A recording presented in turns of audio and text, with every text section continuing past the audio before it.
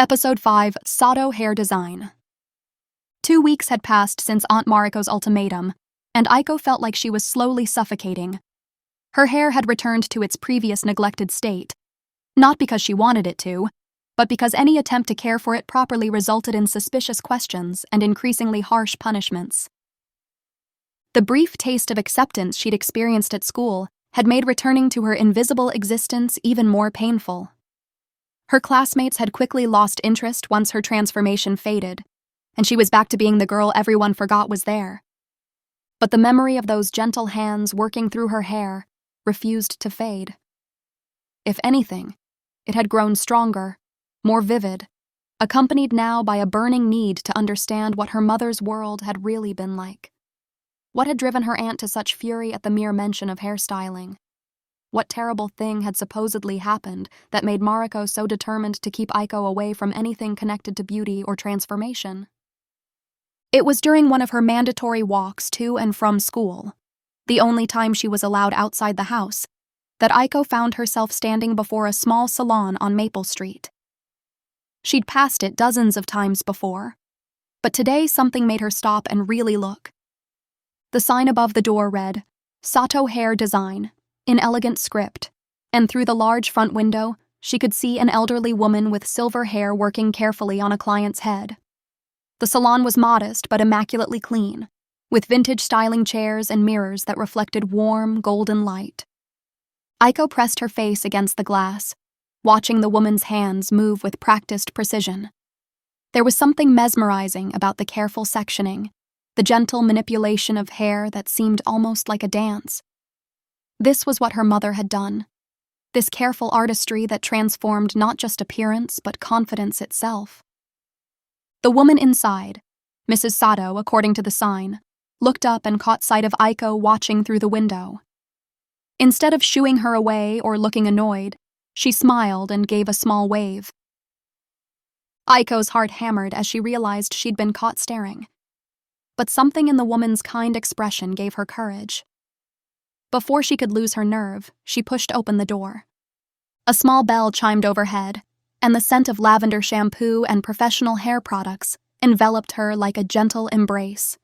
It was warm inside, cozy in a way that made her think of what a real home might feel like. "We're closed to walk-ins today, dear," Mrs. Sato called out, without looking up from her client's hair. Her voice was gentle but professional. Then she glanced toward the door and paused, taking in Aiko's appearance. The carefully hidden desperation, the too large school uniform, the hair that spoke of neglect despite obvious attempts at self-care. "I'm not here for service," Aiko said quickly, her voice barely above a whisper. "I was wondering. I was hoping." She took a shaky breath. "Could I work here? Help around your shop? I don't need payment. I just want to learn." Mrs. Sato's weathered hands stilled in her client's hair. The client, a middle-aged woman having her roots touched up, turned to look at Aiko with curious eyes. "Learn what exactly?" Mrs. Sato asked gently, her tone neither dismissive nor encouraging. "Hairstyling," Aiko said, the words tumbling out in a desperate rush. "I want to learn everything, how to wash hair properly, how to cut it, how to make people feel beautiful like you do. I can sweep floors, clean mirrors, organize supplies, wash towels, whatever you need. I'll work harder than anyone. I need to learn this." The silence that followed felt eternal. Aiko could hear her own heartbeat thundering in her ears as Mrs. Sato studied her with eyes that seemed to see far more than Aiko was comfortable revealing. "What's your name, child?" Mrs. Sato asked finally. "Aiko Matsumoto." "Matsumoto," Mrs. Sato repeated thoughtfully, and something flickered across her expression. Recognition, perhaps, or memory. "And why do you want to learn hairstyling?" Aiko's throat tightened. How could she explain the boy at the park, the transformation she'd felt, the desperate need to understand her mother's legacy without revealing how broken her current situation was? "Someone once helped me with my hair," she said quietly. "A stranger who didn't have to care, but did anyway. He made me feel human again. I want to learn how to do that for other people. Mrs. Sato exchanged a meaningful glance with her client, who nodded almost imperceptibly, as if giving some kind of permission. And your family? Mrs. Sato asked carefully. Do they know you're here? Aiko's silence was answer enough. Mrs. Sato sighed softly, continuing her work on her client's hair while she considered. I'll tell you what, she said finally. Come back on Saturday morning at 7 a.m. before I officially open. We'll see how serious you are about this. But I want to be clear, this isn't charity. If you want to learn from me, you'll work harder than you've ever worked in your life. Hair might look simple to outsiders, but it requires discipline, patience, and respect. Can you handle that?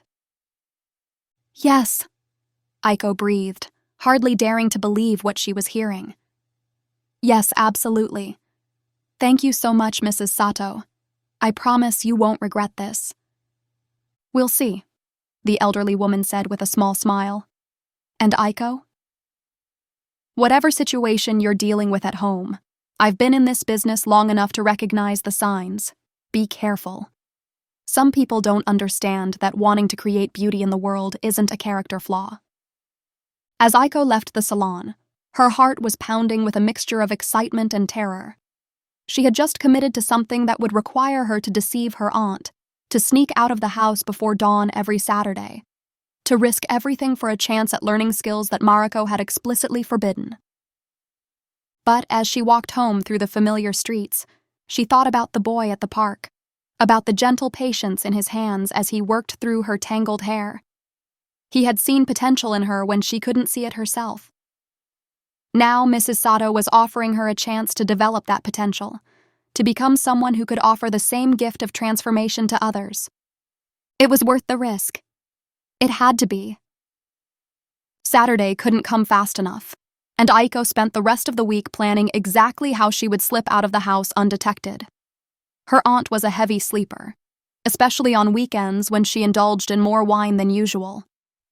If Aiko was careful, if she was quiet, she could make this work. She was going to learn her mother's craft no matter what it cost her. And maybe, in the process, she would finally understand what had really happened to drive her family apart. The first step toward her future was just days away.